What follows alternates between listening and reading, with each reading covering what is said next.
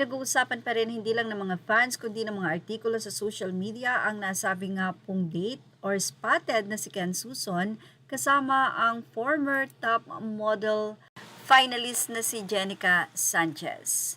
Well, sa nasabi nga pong photo na kumakalat sa social media ay nakascooter sila Ken.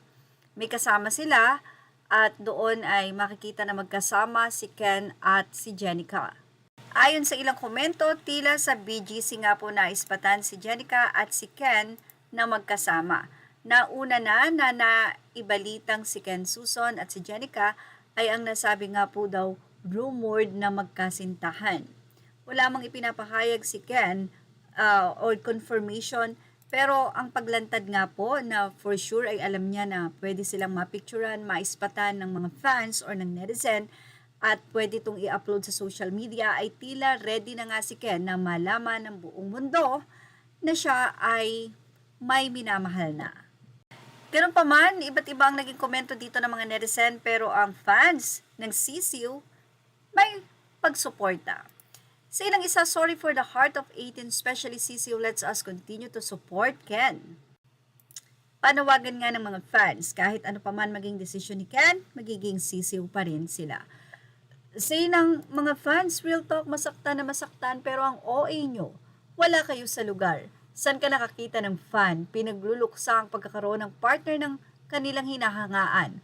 Wala kayong pinagkaiba sa mga obsessed K-pop fans. Don't even say na ini-invalidate kayo because no, you have no right and not in any position to feel hurt dahil fans kayo, hindi kayo niligawan, walang ipinangako sa inyo, stop being delusional, nakakatakot yang behavior nyo.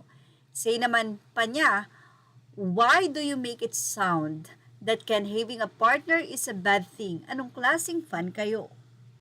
Well, ilang mga fans naman ang nagbigay ng kanilang pag-support at sinabing masaya ako kay Ken kahit medyo parang, pero kahit ano pa ang reason ko, hinahangaan ko pa rin siya sa talent niya nilang lima. Kaya lang mas bet ko ang girl na hindi lang dahil sikat si Ken kaya naging sila katulad ng kay Pinuno, sa totoo lang deserve nilang lima ang mahalin ng tapat at totoo. We support him as an artist and as a person regardless of his relationship status.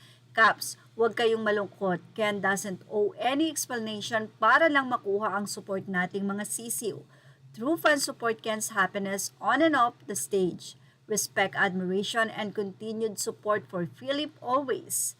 Say naman ng isa, that's the spirit of True 18. Support them ay not being OA na OA to the point exage na yung imagination nila which is wrong. Anyway, may nagsabi kasi na tila may pagkabuli daw itong si Jenica at nung time na ito ay nakikipag-compete sa international modeling, ay may mga issue about sa attitude itong si Jenica. Kaya naman ang ilan ay nagsasabi na sana nga daw ay maging maayos at maging magandang influence ang sakaling totoong girlfriend ni Ken, itong si Jenica, ay maging maayos na influensya siya kay Ken. Like daw ng minamahal ni Pinunong Pablo na hindi talaga kilala. Well, sinabi din ni Ken na gusto niya maging girlfriend ay yung hindi siya kilala.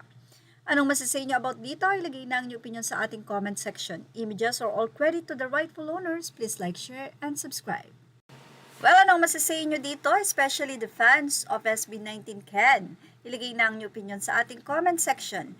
Images or all credit to the rightful owners. Please like, share, and subscribe.